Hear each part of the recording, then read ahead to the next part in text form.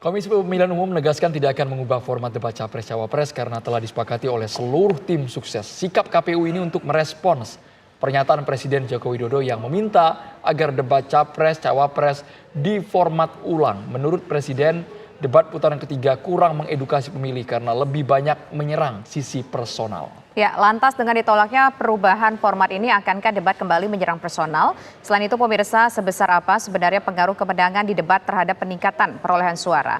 Untuk membahasnya telah bergabung bersama kami sejumlah narasumber. Ada juru bicara Timnas Amin, yaitu ada Bang Muhammad Iqbal yang hadir ke studio kami. Assalamualaikum warahmatullahi wabarakatuh. Kemudian juga telah bergabung bersama kami ada Wakil Ketua TKN Prabowo Gibran, yaitu ada Bang Juri Ardiantoro. Kemudian juga ada juru bicara TPN Ganjar Mahfud, yaitu ada Bang Syiril Roul Hakim atau Bang Ciko Hakim. Dan juga ada pakar politik, yaitu ada Mas Hanta Yuda. Selamat sore semuanya Bapak-Bapak. Pertama saya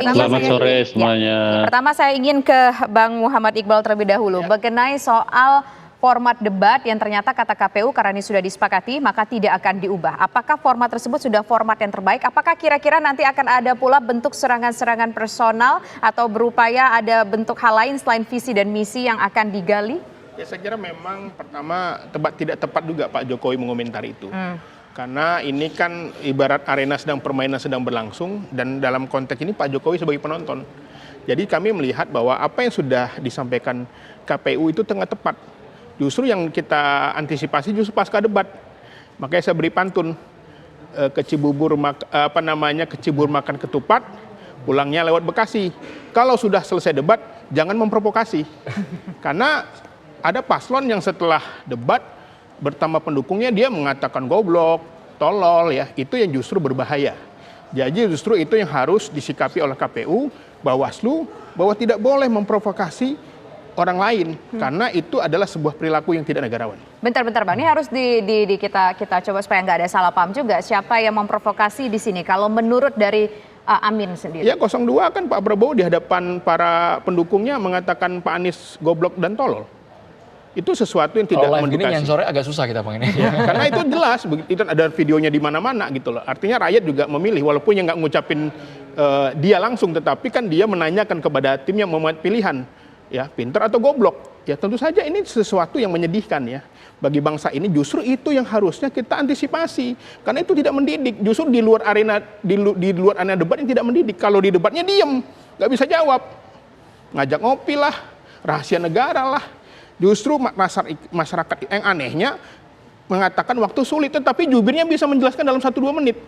Artinya apa? Di sini bahwa kami melihat bahwa justru ada orang-orang yang berusaha tidak dalam debat, tapi baper, membawa di luar debat. Ini yang berbahaya. Bang Juri Ardiantoro ini 01 gamblang sekali Bang, menyebutkan 02 pasca debat malah kesannya memprovokasi, nggak terima hasil debat. Bang Juri Ardiantoro ditanggapi Bang. Ya, makasih. Selamat sore. Saya kira enggak lah. Justru pernyataan-pernyataan seperti itulah yang kelihatan memprovokasi. Pak Prabowo lumrah dan normal saja bicara di depan para pendukungnya di satu ruangan, di satu gedung, begitu, mengekspresikan apa yang menjadi pikirannya pada saat debat. Dan di dalam forum itu Pak Prabowo tidak menyebut nama loh, tidak menyebut nama. Jadi sebetulnya tidak sedramatisir apa yang tadi disampaikan. Nah, terkait dengan debat, memang tentu kita tahu ya waktunya sangat terbatas dan banyak sekali yang mungkin oleh Pak Prabowo bisa dijelaskan. Tetapi tidak mungkin di dalam forum yang singkat itu untuk menjelaskan semua hal. Apalagi kalau misalnya menyangkut data, menyangkut informasi yang perlu penjelasan lebih detail gitu. Tapi secara umum kan sebetulnya Pak Prabowo sudah menjelaskan apa-apa yang menjadi concern dalam bidang dan isu yang menjadi isu debat tadi atau menjadi tema debat. Ya. Tapi ini kan ada tudingan juga nih kepada 02 bahwa yang bersangkutan justrulah yang melakukan penyerangan personal. Bang Juri. Iya, di mana yang menyerang proporsional? Justru dalam evaluasi rapat debat itu, tim kami menyampaikan ada beberapa hal. Pertama, menyangkut tanya jawab antar calon presiden di luar format yang sudah ditentukan. Nah, ini yang jadi bahan evaluasi. Yang kedua, kelihatan sekali bahwa 01 dan 03 itu kompak lah kira-kira menyerang Pak Prabowo. Jadi kemudian yang ketiga, sebetulnya kalau kita mau mention Pak Presiden, Pak Jokowi kan sebetulnya tidak mengusulkan mengubah format yang dibuat oleh KPU, tetapi adalah semacam cara pasangan calon 0103 di dalam debat itu, yang misalnya tadi saya sampaikan contohnya adalah tanya jawab antara mereka, contoh misalnya membuat penilaian terhadap kinerja Kementerian Keuangan antar mereka gitu, mohon maaf Kementerian Pertahanan antar mereka, ya antar mereka gitu. Ini kan sebetulnya format apa ini? Ini bukan format yang disepakati atau yang ditentukan oleh KPU ini. Baik Mas Juri, kita langsung ke Mas Ciko terlebih dahulu. 1 dan 3 kompak menyerang 02 Mas Ciko di ajang debat. Mas menyerang kita ya. Jadi gini, pada prinsipnya ini lucu juga judulnya TV One aja udah langsung apakah akan ada saling serang ya kan. Tetapi kan sesungguhnya apa yang disampaikan Pak Jokowi kan belum tentu benar gitu. Kalau kita mau bicara soal saling serang personal, Pak Jokowi itu pernah mengatakan saya tidak ada potongan diktator, saya tidak ada potongan pelanggar HAM. Itu saya rasa nggak ada hubungannya dengan visi misi dan lain-lain, dan itu lebih personal saya rasa untuk menyerang Pak Prabowo ketika debat antara Pak Jokowi dan Pak Prabowo. Jadi yang disampaikan oleh Pak Ganjar maupun Pak Anies semuanya ada korelasi dengan apa yang terjadi sekarang di bidang pertahanan gitu.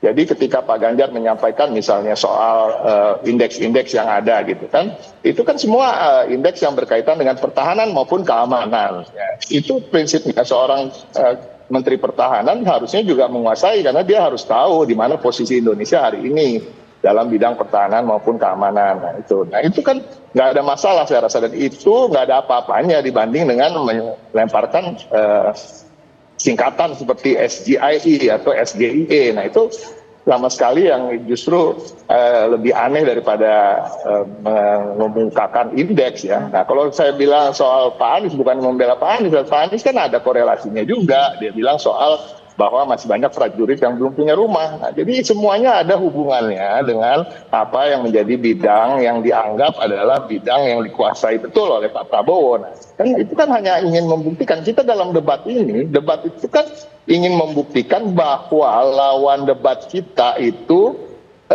tidak lebih baik dari kita, kan gitu. Nah ini saya rasa nggak ada masalah atas dengan format yang ada. Bahkan menurut saya formatnya masih kurang dinamis ya. Kalau kita bicara soal debat capres maupun debat cawapres di luar negeri, di negara-negara yang demokrasinya sudah lebih maju dari kita, lebih mapan daripada kita, itu lebih menarik lagi gitu. Bahkan soal personal pun dilempar. Bukannya saya ingin ada penyerangan yang bersifat personal, tetapi kalau kita lihat masih dalam tataran-tataran wajar apa yang dilempar, pertanyaan-pertanyaan yang dilemparkan.